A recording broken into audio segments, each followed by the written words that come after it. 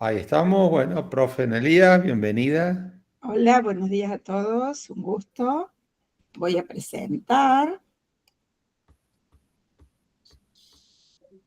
Ay,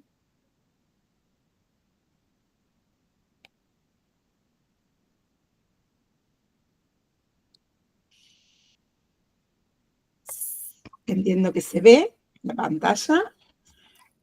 Sí, está perfecto, solo que se ve todavía nuestras figuras. Sí, ¿Será? Eso. Tenés que minimizarla, Anita. O cerrarla o achicarla. Ahí está. ahí estamos. Bueno, yo no los veo a ustedes, así que cualquier cosa me avisan. Voy a continuar de donde dejó Aide. Ustedes ya vieron con ella muchos conceptos y cómo se empieza con un trabajo en estadística. Nosotros vamos a continuar a partir de ahí. Y vamos a continuar con lo que se llama la estadística descriptiva, es decir, nosotros ya sabemos que tenemos una base de datos y obviamente con esa base de datos queremos empezar a trabajar. Uno puede hacer algunos cálculos primeros, algunas cosas como un resumen de la información, que es lo que nosotros vamos a ver ahora, y después obviamente hacer estudios o aplicar herramientas mucho más específicas. Vamos a arrancar con lo básico, con lo que llamamos estadística descriptiva, y a lo que apunta justamente es a empezar a resumir esa información para poder entender de con qué tipo de datos estamos trabajando, qué información es la más importante, cuál es la que más prevalece en este tipo de poblaciones con las que estamos trabajando. Esta estadística descriptiva se divide en tres grandes grupos, aunque por lo general se hacen los tres. En algunos papers suelen aparecer dos de ellos o uno, pero uno cuando trabaja con datos es importante que un poco siga los pasos de hacer, aplicar las tres herramientas para entender mejor los datos y de ahí poder elegir con cuál de ellos muestra mejor la información con la que está trabajando. Estas tres herramientas son tablas de frecuencia, gráficos y medidas resumen, es decir, cuentas propiamente dichas. Vamos a empezar por las tablas de frecuencias. ¿Qué es una tabla de frecuencia? Una tabla de frecuencia es una tabla, como la palabra lo dice, en donde lo que nosotros tenemos resumida es cada una de los datos con los que hemos estado trabajando. Ustedes han visto con AID que las variables pueden ser cuantitativas o cualitativas, y a su vez dentro de ellas pueden surgir como conteos, entonces son variables discretas, o como mediciones, y entonces son variables continuas. Y entonces vamos a ver una tabla de cada tipo. Fíjense que el resto de las columnas pueden cambiar o no en función de cómo a mí me resulte más cómodo mostrarla. Pero la primera columna de las tablas de frecuencia tiene la información de la variable. Vamos a arrancar con esta que es la más sencilla, donde la variable X es el número de fallas, y entonces el número de fallas es una variable que surge de un conteo, por lo tanto los resultados son numeritos enteros que en este caso van del 1 al 7. ¿Puedo seguir poniendo números? Sí, puedo seguir poniendo, pero van a tener frecuencia 0, no me interesa. ¿Puedo poner el 0? También puedo poner el 0, pero también no va a tener frecuencia significativa para nosotros, más que un 0, por lo tanto, no hace falta que lo incluya. Y las columnas que siguen tienen que ver con la frecuencia, es decir, la cantidad de veces que aparece cada uno de los resultados posibles de la variable en estudio. La cantidad de datos de donde fue generada esta tabla es de 50, ese es el total de información que tenemos, y esta tabla nos está diciendo en su columna de frecuencia absoluta, que muchos autores la definen como F minúscula sub I, es que hay de esos 50, 5 de esos datos eran un 1, era una sola falla, 8 de esos datos eran 2, había 2 fallas, en el evento, de los 50 datos, 17 veces apareció el número 3, es decir, que hubo 17 casos en donde aparecieron 3 fallas, y así sucesivamente. 4 fallas aparecieron en 7 veces, 5 fallas se repitieron 6 veces, 6 fallas se repitieron 4 veces, y 7 fallas se repitieron 3 veces. De esa manera, la columna de las frecuencias absolutas nos da el total de datos con el que hemos trabajado, el N, el tamaño de nuestra muestra, es decir, los 50 que corresponden a las 50 filas de la base de datos, como veían ustedes recién. ¿Cómo sigue esta tabla de frecuencias? Con una columna que se llama frecuencia absoluta acumulada, en donde lo que vamos a hacer es ir sumando renglón a renglón las frecuencias absolutas, porque de esta manera este 30 nos dice muy fácilmente que hubo 30 casos en donde el número de fallas fue de 3 o menos. Es decir, me está acumulando la cantidad de casos en donde hubo 1, 2 y 3 fallas. Este 30 surge de la suma de estos 3 valores. Y así puedo ir generando renglón a renglón. Aquí está expresado en porcentajes las frecuencias relativas acumuladas. Esta no debería estar acumulada. Esta no está acumulada, es el porcentual sin acumular. Frecuencia relativa porcentual sin la palabra acumulada, aunque sí, es la misma, miren. Pero está en HI, así que debería ser sin, es un error del libro de donde la saqué. Y de esa manera lo que hace es calcular el porcentaje respecto del total. Si 50 corresponden al 100%, si estos 50 corresponden al 100%, estos 5 responden a un 10%. Entonces, cada uno de estos valores me da en porcentaje cuánto es la frecuencia para cada uno de los números de fallas. Uno puede mostrarlo como valores reales o como porcentajes, dependiendo de a qué público lo muestra, aunque en realidad, por lo general en porcentajes es mucho más, hoy está muy sensible hoy el mouse, es mucho más fácil de leer, ¿sí? Sobre todo si los totales son números mucho más complicados que el 50. Aquí tenemos otra tabla en donde la variable en estudio es altura. Y como la altura surge de una medición, uno puede esperar, tal cual es el caso que tenemos, comas y decimales. Entonces estamos hablando de una variable cuantitativa continua, y ahí poner un numerito debajo del otro, como tenemos en el caso del número de fallas, nos haría una tabla exageradamente larga que de resumen no tendría mucho. Entonces lo que se hace es armar intervalos de clase en donde yo pueda juntar dentro del intervalo valores que están próximos entre sí.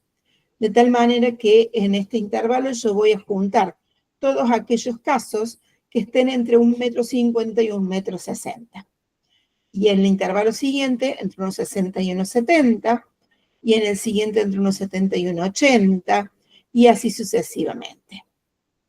Los corchetes y los paréntesis hablan de cuál es el extremo que incluyo, o sea, el extremo cerrado, y cuál es el extremo abierto. Esto me está diciendo que en este intervalo, los dos casos que encontramos eran valores que iban entre 1,50 y 1,599999, porque el 1,60 correspondía ya al segundo intervalo. De esa manera, fuimos ubicando los 20 datos de esta base de datos, agrupándolos por altura. Había 2 individuos con alturas entre 1,50 y 1,60, digamos, o casi 1,60, 5 casos entre 1,60 y casi 1,70, 6 casos entre 1,70 y 1,80, 4 entre 1,80 y 1,90, y 3 casos entre 1,90 y 2 metros. De esta manera, uno agrupó y resumió esta información de las alturas, que deben haber sido tranquilamente 20 casos, 20 números diferentes, y uno los pudo resumir en solo 5 renglones. La tabla sigue igual, una frecuencia absoluta acumulada, es decir, el 2, más 5 me da 7, más 6 me da 13, y de esta forma el 17 me está diciendo que había 17 individuos con alturas de 1,90 o menos, o 17 individuos con altura entre 1,50 y 1,90, porque ahí están contemplados todos los que fueron a parar en los 4 primeros renglones de la tabla. La frecuencia relativa, como les decía recién, acá está en números con comas y decimales, pero también podría ser en porcentual, como en la tabla anterior. El 2 en 20 significa un 0,10, el 5 en 20 quiere decir un 0,25, es decir, acá está puesto relativizándolo en relación al 20, que es el número total. Y esta última columna, la de las frecuencias relativas acumuladas, que son estas mismas sumadas renglón a renglón. Por último, acá tenemos una tabla de frecuencias de variables cualitativas. Aquí la variable en estudio es la variable sexo, entonces las respuestas posibles eran mujer y varón, y lo que se presenta como frecuencia absoluta, que acá está simbolizado como total para quien lo publicó, eran 29 mujeres y 26 varones. Un total de 55 casos. Como ese 55 representa el 100% en términos de porcentaje, se calcula el porcentaje para las mujeres y el porcentaje para las varones. Porque yo puedo decir 29 es más grande que 26, pero ¿cuánto más grande es? Mucho más grande. Y bueno, acá si yo digo es casi un 53 contra un 47, veo que quizás esos porcentajes no son tan dispares y ese 29 no es tan grande respecto del 26 como yo pensaba. Este entonces es el primer paso para resumir la información. Las tablas... Sí, perdón. No, sí, profe, termine y le hago una consulta. Profe, respecto a la frecuencia absoluta acumulada, Sí. le quería consultar para qué sirve y si, por ejemplo, se podría ordenar, por ejemplo, la altura de mayor a menor, o sea, desde 2 metros para abajo, entonces por ahí la frecuencia absoluta daría de manera distinta, entonces por ahí como que no sé cómo sería, digamos.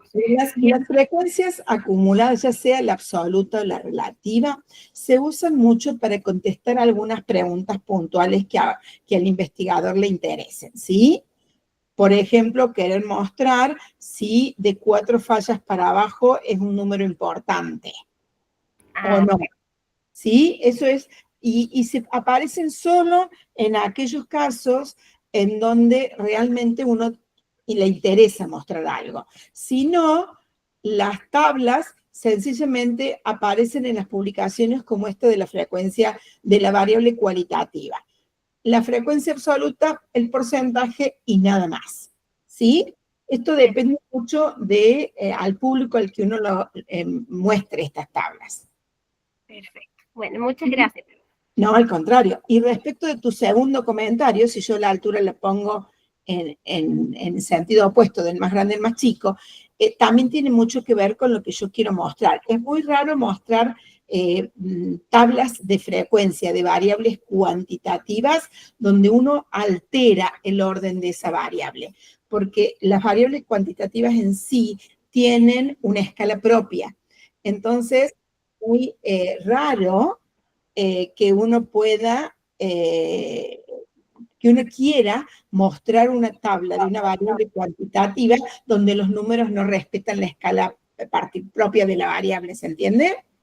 Sí, Pero es cierto, si yo cambio obviamente este sentido, las frecuencias acumuladas no tienen sentido, para nada. Las columnas de las frecuencias acumuladas, tanto la absoluta y la relativa, sirven para responder algunas preguntas muy puntuales y se hacen esas columnas solo en esos casos. Perfecto, muchas gracias, profe. Es más, muchas veces uno arma estas tablas de frecuencias cuando quiere empezar a conocer y a desmenuzar su propia información, ¿sí? Cuando le interesa saber cómo se distribuyen los números, los valores, dónde hay mayor frecuencia, dónde hay huecos, ¿sí? Acá tenemos tablitas muy prolijas donde no me aparecen ceros intermedios, pero por ahí en los datos propios esto sí aparece, me aparece un cero por ahí, y eso entonces me hace pensar si está bien, si está mal, si la muestra está bien tomada, si habría anotado bien los datos. ¿Se entiende? Sí, sí, profe. Es mucho para el conocimiento propio del investigador de su propia información, ¿sí? Bien. ¿Cómo Profe, hace? Sí, perdón, te escucho. disculpe, ajá. La última parte en la tabla superior, el HI, no comprendí bien para sacarla. Esa misma, ajá. No, es la frecuencia absoluta acumulada relativizada al 50, que es el N total. Es decir, si el 50 es el 100%, ¿qué porcentaje le corresponde al 5? Al 13, al 30, etc. Es un porcentual de estos valores respecto del 50. Ok, y el último cuadrante entonces se restaría del total. Sí. Sí. Ok, Esta profe. última es para una cuenta. No sé por qué quedó pegada aquí, porque no estaba en la tabla original. Es para una cuenta. Ah, ok, listo, Disculpas, profe. pero esta columna no va aquí. Ya vamos a hablar de eso un poquito más adelante. Ok, gracias. Sí, exacto. Yo también me quedé pensando en eso de 175, ¿para qué estaba? No, ya vamos a volver a esta Me columna. pareció medio raro. Sí, denme un ratito, ya volvemos a esa columna. Fíjense, aquí hay, a partir de una base de datos común y corriente, esto podría ser un Excel tranquilamente, yo tengo máquinas 1, 2, 3, 4N, y la variable en estudio es tipo de fallas. Falló todo, falló en parte, no falló, y entonces, ¿cómo genero a partir de aquí, con una variable cualitativa o categórica, una tabla de frecuencias? En primer lugar, la variable tarea o fallas es cuáles son las respuestas posibles. Y hasta acá yo veo que respuestas posibles tengo 3. Falló todo, falló en parte o no falló. Y el paso siguiente es contar cuántas veces aparece cada una de estas respuestas en el total de la columna, en las N observaciones que tenemos. Acá vemos que las N observaciones son 100, es decir, tenemos 100 datos, 100 filas en esta base de datos, y de ahí dice que, por ejemplo, 24 de ellas fallaron en parte durante la tarea, y que 8 no fallaron. El 68% falló, el 68 restante, perdón, de los 100, falló toda, en todo el tramo de la tarea. Esta es la forma en que se generan estas tablas de frecuencias. Y la columna de las frecuencias relativas se calcula haciendo el porcentual de cada de estos números respecto del total. 68 respecto de 100 es 0,68, 24 respecto de 100 es 0,24, y 8 dividido 100 es 0,08. De tal manera que esta columna me sume 1, que es el equivalente al 100%. Y yo puedo dejarlo expresado así, con comas y decimales, o pasarlo a porcentajes. Y entonces acá diría que el 8% de las máquinas no fallaron durante la tarea. Esa es la forma de construir una tabla de frecuencias a partir de una variable cualitativa. Obviamente que a esto ustedes los van a ver a través de un software. Profe, Sí, ahí en la tabla donde dice fallas, digamos, en la columna, en la última habría que poner falló en parte, ¿no? Porque si no te la discrimina como Sí. diferente. la toma como diferente, es cierto, totalmente. Ok, Sí, ok, sí. eso. Muy bien, eso prestaron atención, no le contaba a Aide, me parece bárbaro. Aquí fíjense que tenemos cantidad de tareas realizadas por las máquinas y entonces, como surge de un conteo, es una variable discreta. Y bueno, la cantidad de tareas fue 1, 2, 3, 4, hasta 10. De nuevo, la frecuencia absoluta fue contar cuántas veces apareció cada uno de estos números en las 100 filas que teníamos en la tabla. Acá una aclaración, recién veíamos en la tabla anterior que las frecuencias absolutas las denotaban como F sub I, F minúscula sub I. En este caso, otro autor las denota como N minúscula sub I. Eso depende de la elección del autor, no hay drama en eso, son distintas nomenclaturas, pero hacen referencia a lo mismo.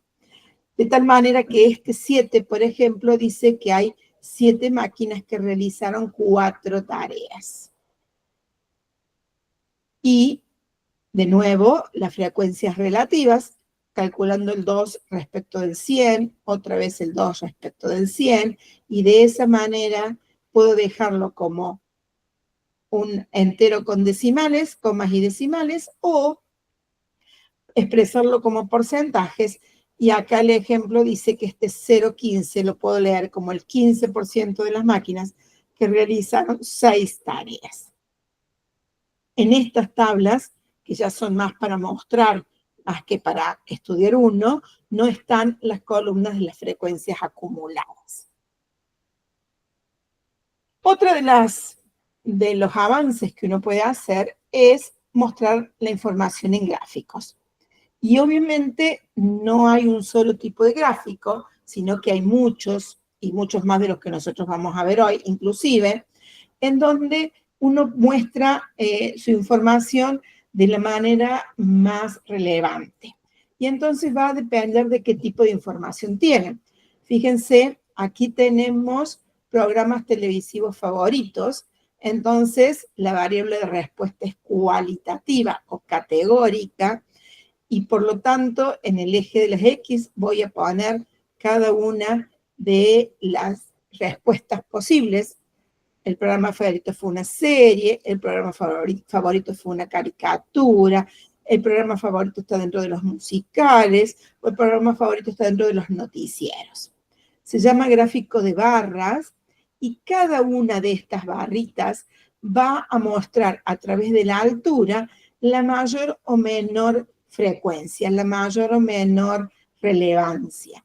Entonces, cada altura me está diciendo que acá tuvo una elección de 10, esta aproximadamente 16, este casi 20, y los noticieros son los de menor relevancia, por eso la barrita es la más baja, y debe dar en el orden del 2.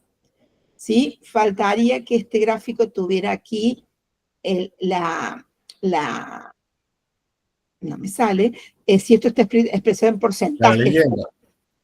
Exacto. Si esto está expresado en porcentaje, la dimensión, para que yo pueda saber si estos son porcentajes o si son cantidad de programas, cantidad de personas, perdón, que votaron por este tipo de programas, ¿sí? No dice en qué está expresada esta columna. Para las mismas variables cualitativas también puede ser un gráfico circular, de torta o de pastel, en donde el arco de cada una de estas partes de la circunferencia me está hablando de la mayor o menor presencia de esa respuesta posible. Aquí la variable en estudio es la afición al deporte, entonces dice que el 56% prefiere el fútbol, un 2% el ajedrez, por eso es apenas una cuñita, un 12% el béisbol, un 11% la natación y un 19% el atletismo.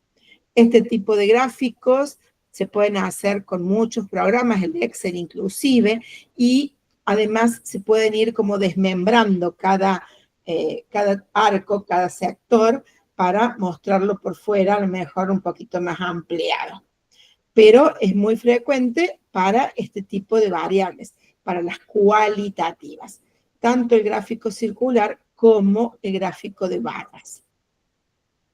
En este caso el gráfico de barras está hecho en 3 dimensiones, en este caso el gráfico circular está hecho solo en 2, se puede hacer con profundidad y, como les decía recién, desmembrando cada sector, dependiendo de cómo uno lo quiera mostrar. Y es bastante frecuente que aparezcan, sobre todo estos gráficos de sectores, así, donde no solo hace referencia a la referencia propiamente dicho, o sea, a la respuesta que corresponde a ese sector, sino el porcentaje de respuestas que obtuvo, porque si bien los arcos son más grandes cuando el porcentaje es más grande y más chico, es muy necesario también tener el número para tener mejor idea de lo que uno está mostrando. Otros tipos de gráficos son, para este caso, donde la variable en estudio es nota, es decir, una variable cuantitativa discreta, lo que usamos son bastones o cilindros, como es en este caso, que es tridimensional, donde para cada una de las respuestas tengo un bastoncito, un cilindro que me indica la altura, con la altura, la mayor o menor presencia. Y acá hay una predominancia del 5 en un 25%. Le siguen el 7 y el 8, el 3 con un poco menos del 15, después el 6, el 9 y el 4 están parejos, y el 1 y el 10 también, con las menores frecuencias. Fíjense que este tipo de gráfico es muy parecido a este, en donde aquí la escala la armo como me resulte cómodo, porque tengo variables cualitativas, mientras que aquí tengo números, entonces a la escala la debo respetar, ¿sí? No puedo poner los números en cualquier orden, porque realmente esto implica una variable numérica. Otro tipo de gráfico, pero ya para otro tipo de números, fíjense, acá tengo seguramente una variable cuantitativa continua, debe ser una variable peso, por ejemplo, esta, podría serlo, en donde me dice que entre 65 y 70 tengo una muestra de 2. Esto es frecuencia absoluta, FI. Entre 70 y 75 tengo 5. Entre 75 y 80 tengo 7. Entre 80 y 85 tengo 8. Y entre 85 y 90 tengo 3. Si yo veo las barritas pegadas unas a otras, porque habla de la continuidad de la variable, me está diciendo que el 70 es el fin del primer intervalo, pero es el inicio del otro. No tengo huequitos entre ellos, como pasaba en este caso, en la variable cuantitativa discreta. Me está diciendo que la gráfica es continua, porque la variable es continua. Si yo miro ese gráfico, recibe el nombre de histograma de frecuencias. Pero este histograma yo lo puedo suavizar a través de un polígono, de una línea poligonal, que me va a mostrar el polígono de frecuencias, que es lo que tenemos aquí abajo. Fíjense que acá la distribución del sueldo, según el sexo del empleado, está repartido en azules para los varones, perdón, en rojo para los varones, en azules para las mujeres, y me marca justamente solo el poligonal para que pueda compararlos, ¿sí? Yo acá tengo en el eje de las X la variable sueldo, que es una variable cuantitativa continua, y en el eje de las Y los porcentajes. Y tengo graficado en simultáneo dos gráficos, el de el sueldo de las mujeres y el sueldo de los hombres, para que esto me permita compararlos, ¿sí? Y de esa manera uno puede ir sueldo por sueldo viendo si hay predominancias de algunos o de otros. Ahora, Analia, perdón, una Sí. consulta. Me parece que el tercer gráfico a la derecha superior no tenemos una condición normal, ¿no?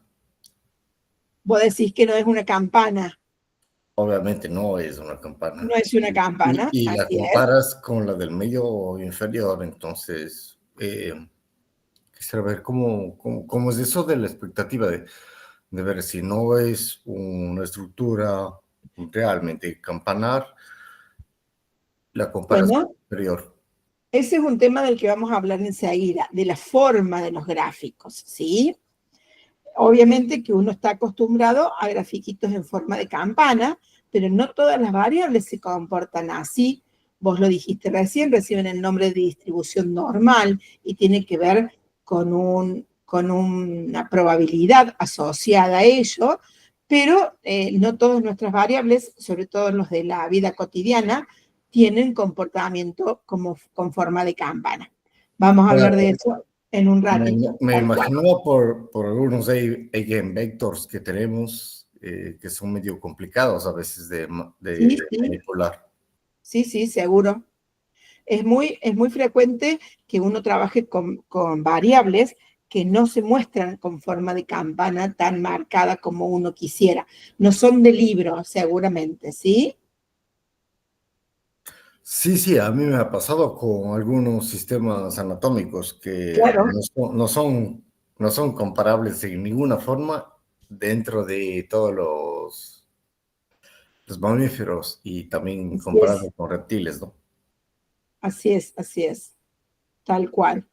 Bueno, y por último, aquí abajo tenemos un gráfico muy particular, se llaman pirámides de población, y en realidad son dos histogramas que están apoyados sobre un eje central. Uno debería mirar en forma, torciendo la cabeza hacia la izquierda para ver el histograma de varones y torciendo la cabeza hacia la derecha para ver el histograma de mujeres, porque en el eje vertical central están las edades y desde el centro hacia la izquierda la proporción de varones de esas edades y desde el centro hacia la derecha la proporción de mujeres en esas edades. Este tipo de gráficos se usa mucho en censos, obviamente, y en estudios de poblaciones, porque me permite comparar para la misma edad los diferentes sexos y ver de qué manera dentro de un sexo uno va perdiendo ejemplares a medida que vamos aumentando los años y a su vez para las mismas edades entre los distintos sexos cómo se van comportando los individuos y van avanzando hacia edades más maduras. Este es la pirámide de poblaciones de España en el año 1900. Seguramente hoy es mucho más angosta en la parte de abajo porque están perdiendo mucha juventud, digamos, y se están haciendo cada vez más parejas estas pirámides. No son tan pirámides, sino más bien monumentos rectangulares, diría yo. Bien, esto es un pantallazo general por algunos gráficos. En el lapso de lo que nos queda de clase vamos a ver algunos más que son típicos para mostrar determinadas variables o mostrar determinado tipo de información de esas variables. Profe, pero ¿Sí? pienso que, o sea, en mi concepto, ¿no? Que en ese tipo de, por lo menos en la agronomía y eso, los gráficos que nosotros más utilizamos es el de barras, el lineal. Seguro. Y, porque este de acá que está en la esquina inferior, el último pues que usted comentó, muy pocas veces lo he usado, o sea, nunca lo he usado, para ser más franco, nunca. No, es cierto.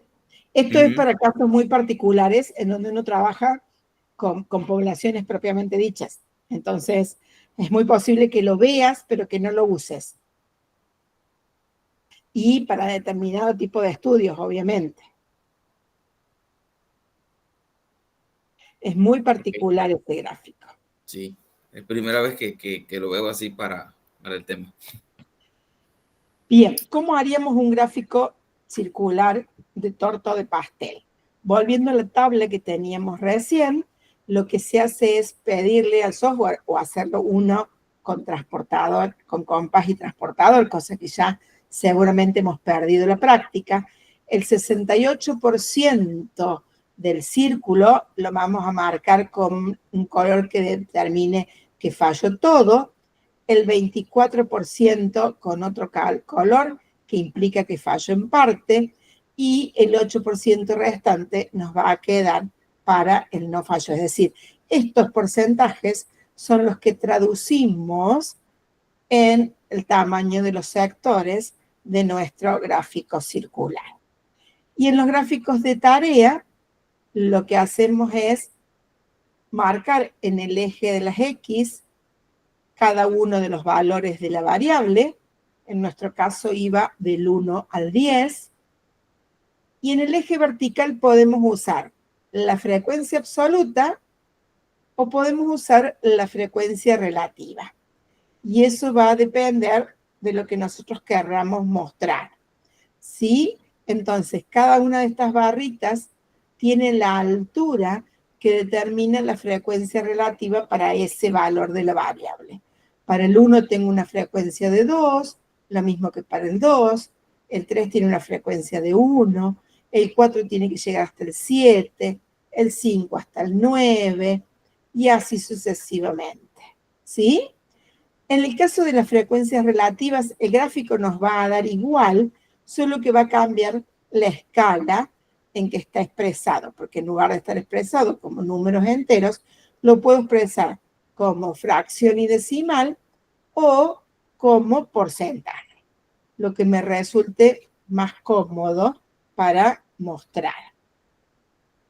Y en el caso de los histogramas, que son los gráficos para las variables cuantitativas continuas, cada uno de los intervalos en el eje de las X va a mostrar el intervalo que nosotros teníamos pensado para la variable de respuesta, con el que armamos la tabla, y en el eje de las Y vamos a poner frecuencias absolutas, como es este caso, o relativas, si hubiera preferido cambiar el eje.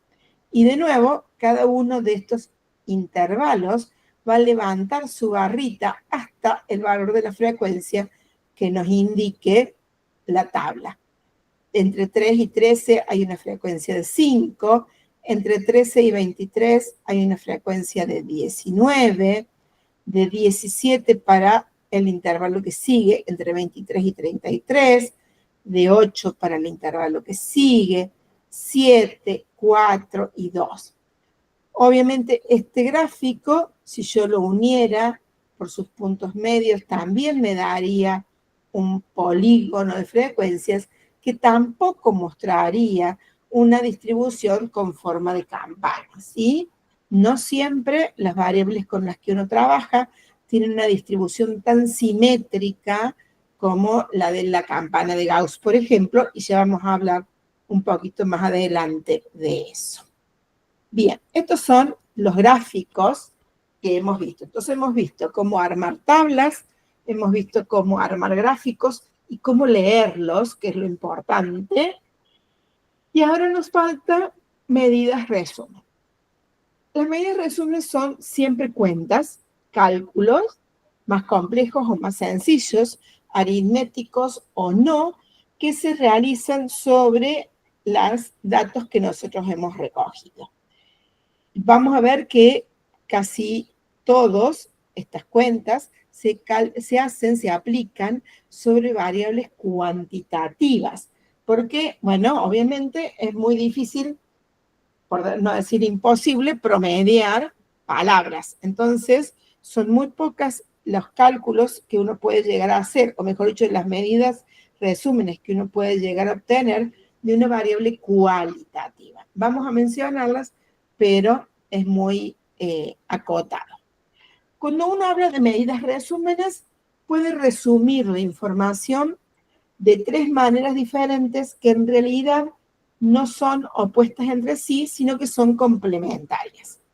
Cuando uno hace un resumen de la información, necesita sí o sí alguna medida de posición, por no decir varias, alguna de dispersión y algo de la forma de ese conjunto de datos.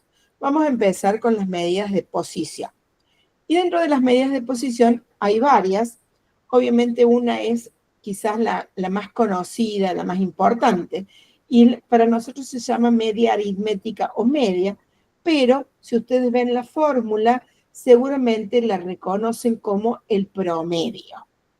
La media aritmética o media, así a secas, es lo que se conoce vulgarmente como promedio.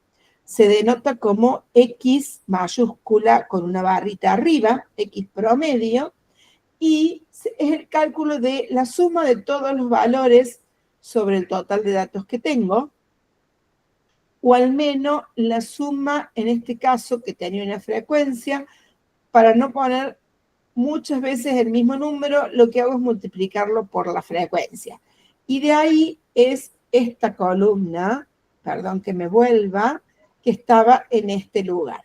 Si yo quiero calcular el promedio del número de fallas, debería ser 1 más 1 más 1 más 1 más 1, 5 veces, más 2 más 2 más 2 más 2 más 2 más 2 más 2 más 2, 8 veces, 17 veces el 3, 7 veces el 4, 6 veces el 5, 4 veces el 6 y 3 veces el 7, para así tener la suma de los 50 valores y después dividir por 50.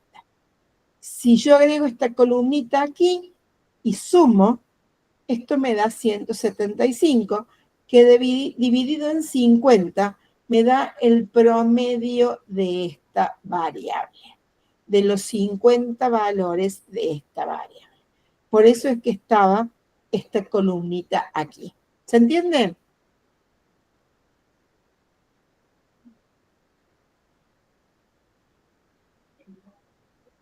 ¿Se me escucha? Sí, sí, se entiende. Perfecto. Sí, perfecto. Bárbaro. Obviamente, de nuevo, nosotros vamos a ver cómo hacer estas cosas de una manera más sencilla a través de un software, pero más de uno por ahí le gusta hacer las cuentas como de almacenero, digamos, y esta es la forma de hacerlo. Entonces, en lugar de sumar los 50 valores, a cada valor de la variable lo multiplico por su frecuencia, sumo eso, y este total es lo que recién nos daba 175, que dividido 50 me da el 3 y pico, que es el promedio de esa variable que yo estaba usando. Bien, otra medida de posición es el modo o la moda. Y como la palabra lo dice, es el valor que más aparece, es el valor de mayor frecuencia. Para eso no hay cálculos, sino sencillamente volverse a una tabla y en donde lo que yo hago es buscar la frecuencia más alta y decir si 19 es la frecuencia más alta, quiere decir que el modo está entre 13 y 26. El modo o moda de esta variable es alguno de estos valores que yo tranquilamente podría usar el valor central, que nosotros lo llamamos marca de clase, es decir, el 18. Profe, ¿Sí? ahí también cabe pues, mencionar que aunque haya en dos datos iguales, la moda se repite dos veces. Puede haber pueden haber varias modas. Ajá. Sí, puede haber distribuciones bimodales, que son aquellos gráficos que uno ve con dos puntos. Ahora, si esto ya tiene muchos más picos, es como que el modo no me representa nada y no es una medida de resumen de esa información con información relevante, me refiero, ¿sí? Uno usa el modo o moda cuando así aparece un modo en la distribución, eventualmente dos. Cuando uno ve gráficas con dos puntos, se pregunta si no está juntando información de dos grupos diferentes, a lo mejor, y entonces cada pico, cada modo simboliza o representa a una parte del grupo, ¿sí? Pero esto es todo para que el investigador descubre sus datos, los analice, les encuentre, digamos, las sutilezas, las cosas específicas, los valores raros, aquellas cosas que me pueden llamar la atención, etc. ¿Se entiende? Sí, sí, perfecto. Y en ese sentido, o sea, si tenemos, valga la redundancia, una poca varianza entre todo, sería inútil hacer un análisis de varianza, porque no tenemos entre los Mucha datos variabilidad, muy, decimos. muy, muy interesante. Eso surge de estos análisis. Cuando uno tiene poca información, es difícil encontrar patrones. Pero si uno tiene mucha información y poca variabilidad dentro de esa información, bueno, está ante una variable en particular con características particulares que merecerán estudios específicos para ver por qué esa poca variabilidad, etcétera. Claro, eso implica Lo de ideal pronto de hacer cualquier una regresión investigador es lineal. tener poca variabilidad, ¿no?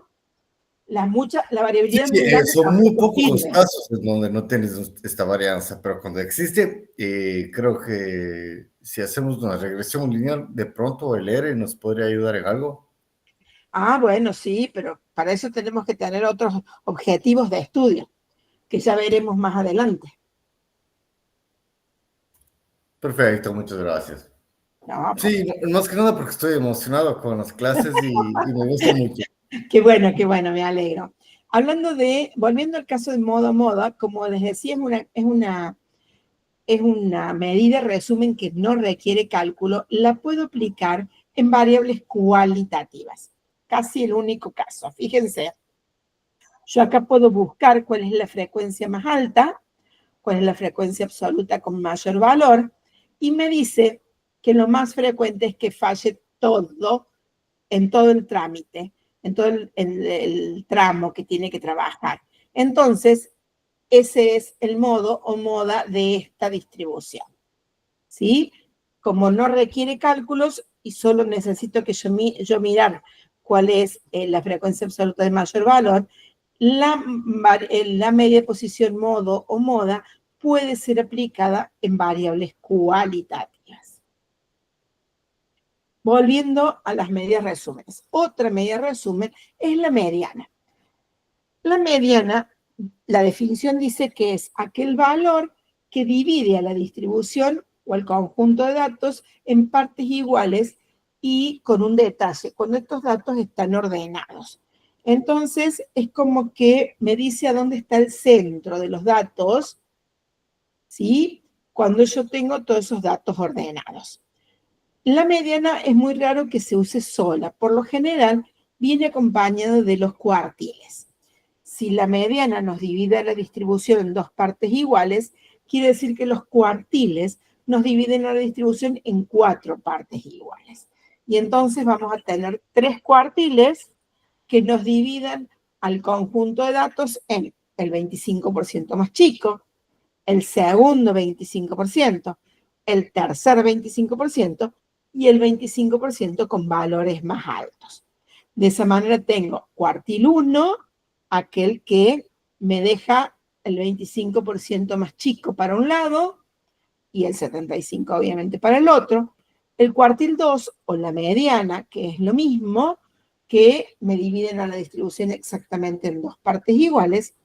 Y el cuartil 3, que es el que me marca dónde empieza el 25% superior. Estos cuartiles y medianas se usan mucho para otro gráfico que vamos a ver a continuación, que es el gráfico de box plot. Pero otros cálculos que también se pueden hacer son los percentiles. En este caso, en lugar de dividirlo en 2 o en 4 partes iguales, lo divide en 100 partes iguales y de esa manera uno puede encontrar dónde está, hasta dónde llego con el 5% más bajo, dónde arranca el 5% más alto, por ejemplo, que son datos por ahí importantes a la hora de detectar valores muy extremos en nuestros conjuntos de datos. Estas son de las medidas de posición las más comunes, ¿sí? Hay otras mucho más específicas para determinada información que nosotros en esta oportunidad no las vamos a tratar. Si me voy al ejemplo, bueno, acá estaba el ejemplo de recién. Decíamos, yo quiero calcular el promedio de estas tareas Entonces debería ser 1 más 1, más 2, más 2, más 3, más 4, más 4, más 4, más 4, así 7 veces. 5, 9 veces el 5, 15 veces el 6. Entonces, si yo directamente hago 1 por 2, más 2 por 2, más 3 por 1, más 4 por 7, más 5 por 9, más 6 por 15, más 7 por 28, más 8 por 20, más 9 por 12, más 10 por 4, llegué a sumar los 100 datos que tengo. Y si a ese total lo divido por 100, me va a dar el promedio del número de tareas realizadas por estas máquinas. Otras medidas son las medidas de dispersión, que como les decía recién, acompañan a las medidas de posición. Por lo general, uno trabaja con medidas de posición y medidas de dispersión de manera conjunta porque hablan del comportamiento general de nuestra variable. Una medida de dispersión muy fácil de calcular, también de poco uso, quizás por eso, es el rango o recorrido. Y es la distancia que hay entre el valor más grande que tengo y el más chico. ¿Y qué me dice eso? Y me dice si es si hay mucha variabilidad entre los datos que tengo o no. Si es amplio el recorrido o si son pocos los datos diferentes que tengo entre sí. Como les decía, de bastante poco uso. Otra medida de dispersión que sí es muy usada, aunque tiene alguna contra, es la varianza. Varianza o variancia es, si yo leo la fórmula matemáticamente, algo así como el promedio de las distancias entre cada valor y la media de ese conjunto de datos, solo que por un tema algebraico están elevadas al cuadrado. Con lo cual, el resultado de este cálculo lo que hace es darme un número, por lo general más grande de lo que yo espero, porque está en una dimensión diferente de la variable de respuesta. Está al cuadrado de lo que yo venía calculando. Si la variable de respuesta para mí, si la variable con la que estoy trabajando es número de tareas, me va a dar un valor expresado como número de tareas al cuadrado, cosa que no existe en la realidad. Si yo estoy trabajando con la variable altura, me va a dar metros al cuadrado, que obviamente no es una dimensión que corresponda a la variable que yo tengo en estudio. Entonces, para interpretar esa información, yo necesito sacarle la raíz cuadrada a esa varianza y de esa forma tengo el desvío estándar.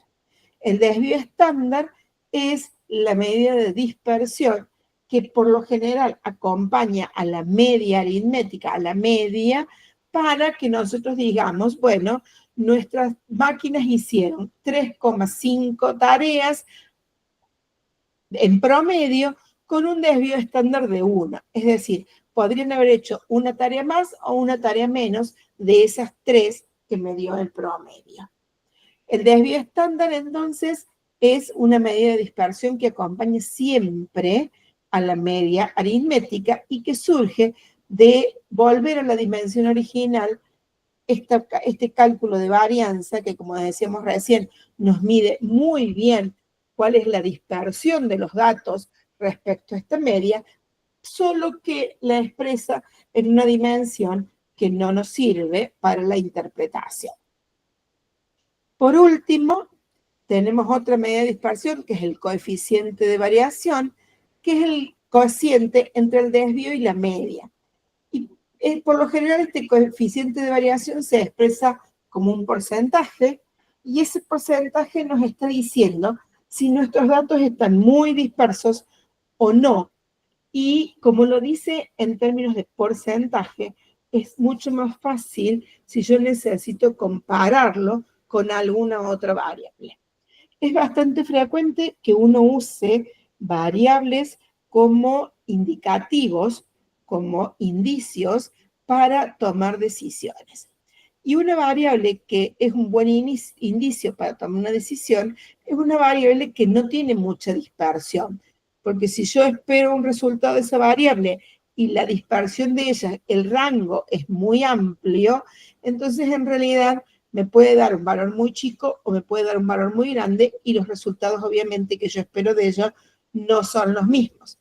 Entonces lo ideal es que esa variable que yo use como indicativo, como indicador, tenga un coeficiente de variación bajo. ¿Y por qué lo mido a través del coeficiente de variación y no a través del desvío? Y porque en el desvío está implicado el valor del promedio de esos datos. Entonces, si yo estoy comparando, por ejemplo, un peso de una especie liviana con el peso de una especie más pesada, la media va a estar influyendo. Pero si yo hago las cuentas a través del coeficiente de variación, las dos están expresadas en términos de porcentaje y de esa manera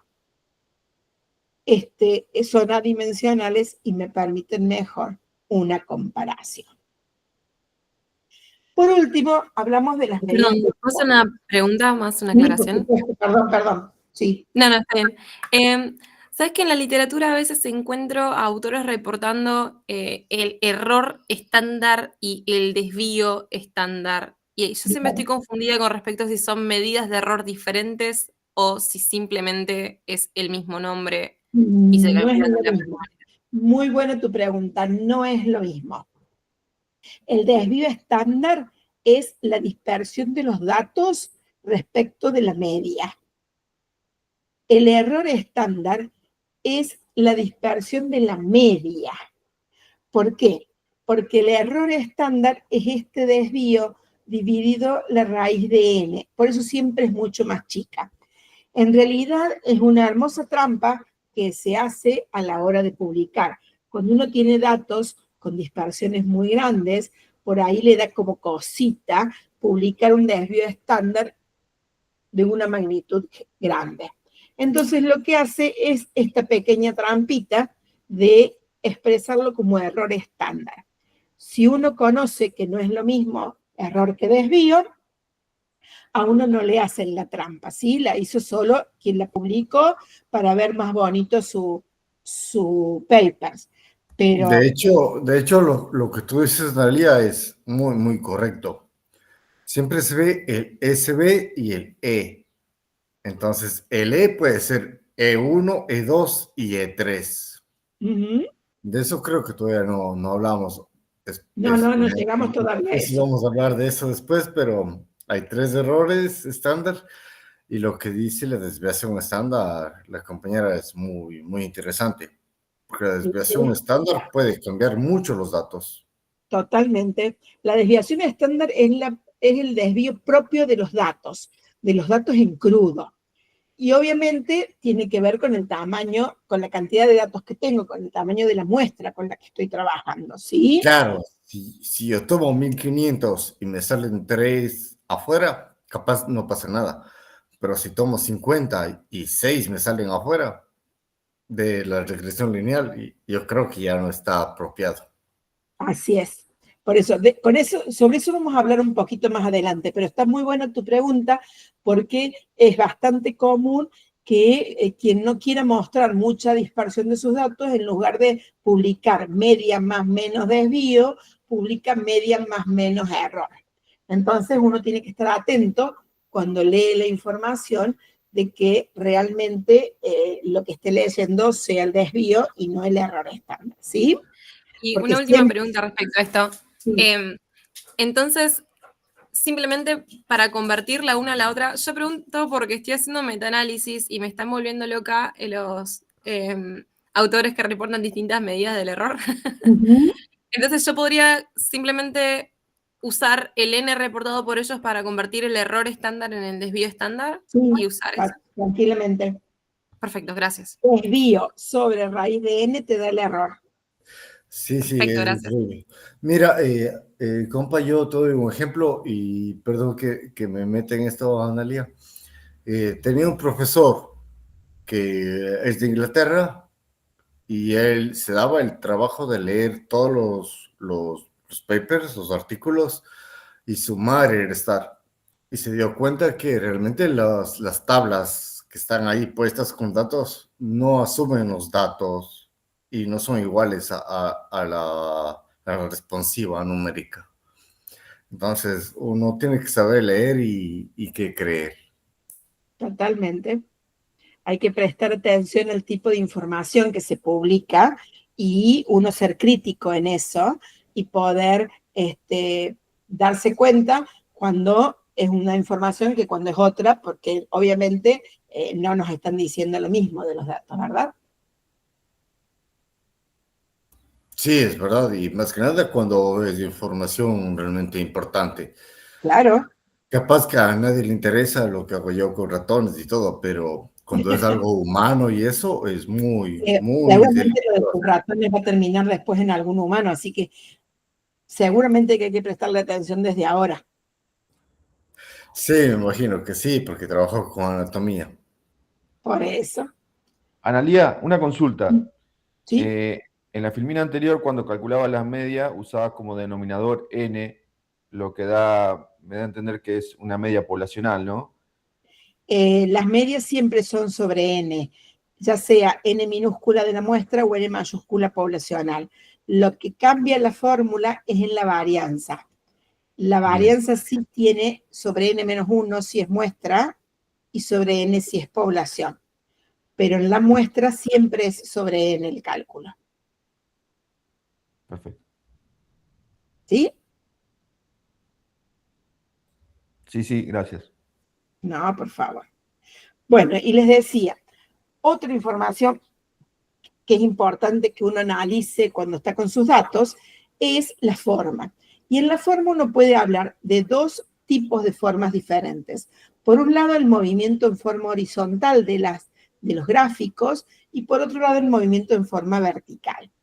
Acá tenemos dibujado, porque es la forma más fácil de ver, directamente los polígonos de frecuencia. Y esto es lo que hacía referencia recién uno de ustedes.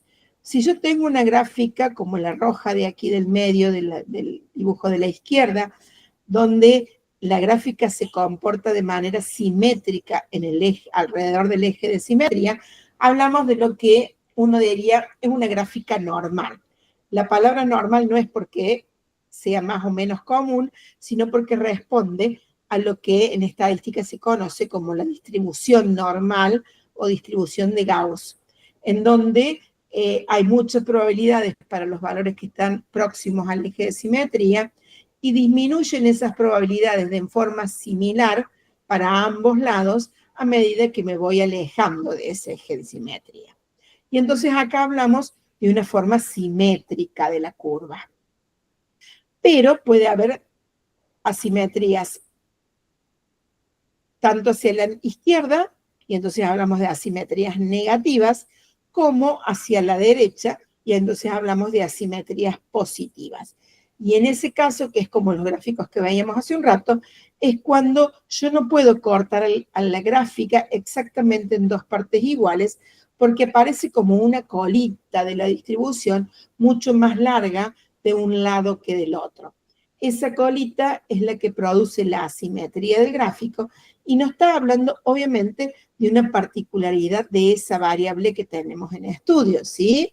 Acá me está diciendo que si yo estoy trabajando con la variable sueldos en el eje de las X, que muy pocos tienen sueldos bajos y que hay una predominancia en los sueldos altos, lo cual sería genial para todo el mundo. En este otro gráfico es al revés, acá la colita se marca mucho hacia la derecha, entonces estamos hablando de una asimetría positiva o derecha, en donde son pocos, las frecuencias, son bajas las frecuencias para los valores altos de la variable, mientras que predominan los ejemplos de datos bajos de esa variable en estudio. Eso es si nosotros analizamos nuestra variable o nuestra curva de forma horizontal. Pero también es bastante importante el estudio en forma vertical de las gráficas. Una gráfica que nosotros llamaríamos normal, que haría juego con la roja central de la izquierda, es una gráfica mesocúrtica, es decir, que tiene una altura moderada, ¿sí? En donde la predominancia de los valores centrales está marcada, pero no muy marcada, como sí pasa en el gráfico de la izquierda, en la leptocúrtica.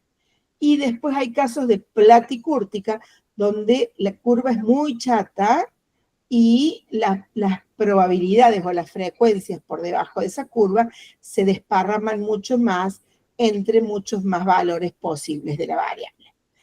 Para hablar numéricamente de estas formas, hay muchos índices de simetría o de asimetría e índices de kurtosis, ¿sí?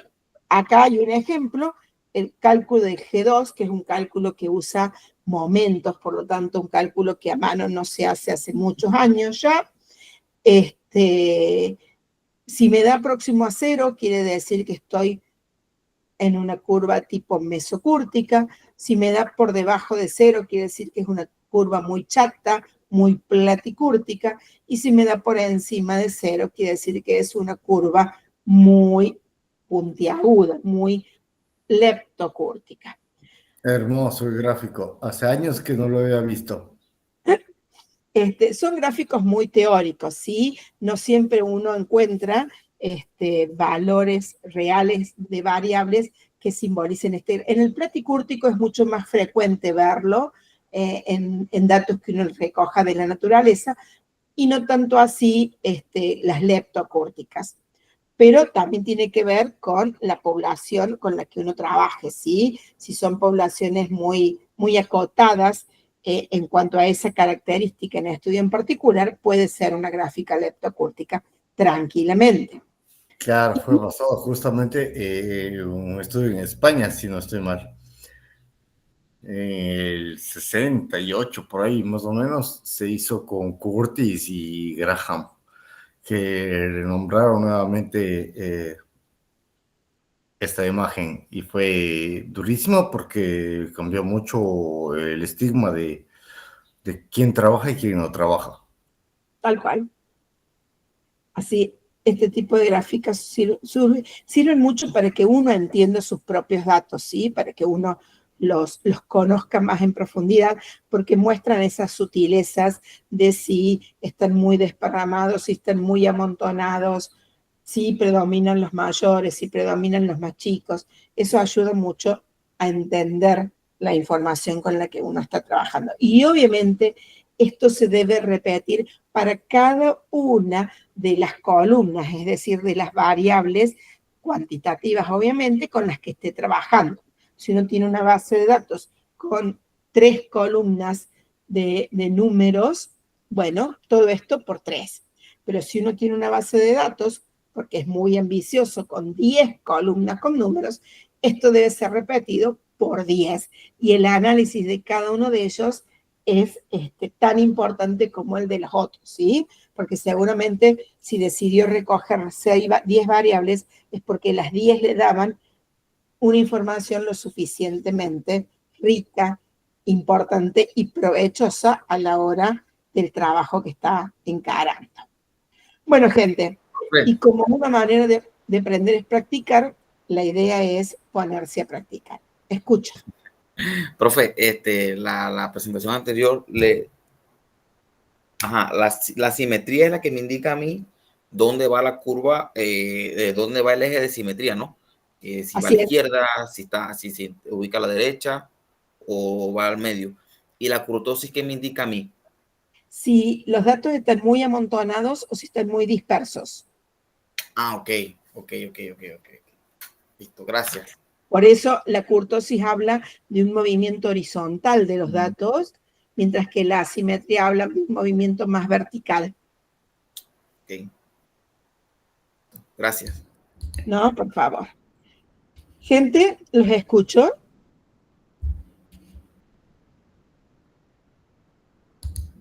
No sé si hay preguntas. Ay, pero siempre yo molestando. Te escucho. Tengo varios datos en los cuales he incurrido en varias cosas muy distantes, muy diferentes. Por ejemplo, siendo un poquito más facto y sincero, trabajo con anatomía genital. Entonces, hay momentos en los que he logrado medir los genitales que son muy largos, muy cortos, muy largos, muy cortos, de la misma especie, en muchos momentos, los cuales no me dan un T igual a menos 0,5. Son mucho mayores. Entonces, ¿cómo aplicar eso para hacer algo de morfometría? A ver, Carlos, seguramente hay alguna otra variable que te está metiendo ruido en esa información. Habría que ver edad de las personas, de los individuos, vos decías recién que eran ratones, habría que ver momento, no sé de qué sexo hablas, pero se me ocurre que el estro debe tener que ver con ese tamaño, a lo mejor, o si son de diferentes razas. Viste que en estas cosas uno cree que estudia un dato en particular y resulta que hay otras variables que influyen en esa variable que vos estás midiendo y que pueden generarte estos ruidos que vos decís. Por ahí son muy grandes, por ahí son muy chicos y no sé cómo regularlos. A lo mejor hay alguna otra información extra que vos tengas que tener en cuenta para poder ver si no es eso lo que te mete dispersión en tus datos originales. Sí, muchas gracias. Exactamente por eso es que yo tomé la decisión de ya no incluir los úteros de los ratones porque son muy variables dependiendo si están en estro, en anestro, Claro. y eso. Pero hay una condición etaria, digamos, que sí influye mucho en la medida de la vagina. El largo de la vagina la estoy comparando básicamente con el largo del pie, como es un poco más estable y ontogénicamente se ve similar. Parece que está muy bien, pero no me deja de lucir los datos de que tengo todavía por ahí algún error y alguna idea que debería ser un poquito más interesante, solamente por una idea, porque son muy variables en la parte interna. Y eso ya es otro mundo de vida. Seguro. Seguro.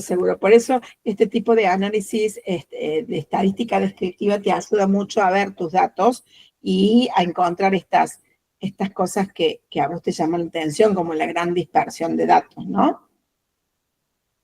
Sí, segurísimo. Bueno, y más que nada yo porque me manejo un poquito más con ERE y ya he hecho varios análisis, hago también filogenia y todo, entonces me interesa mucho este curso por saber y aprender un poco más aunque parece simple, tal vez no es tan simple, es un poquito más de aprender y de analizar cómo manejo los datos. Todos los días se aprende, todos los días. Sí, ¿Alguna otra Dalia, pregunta? muchísimas gracias y Al contrario. ahí estamos en contacto toda esta semana, o bueno, estos días para Seguro. aprender un poco más. Seguro vamos a seguir en contacto toda la semana. ¿Alguna otra consulta, alguna otra pregunta?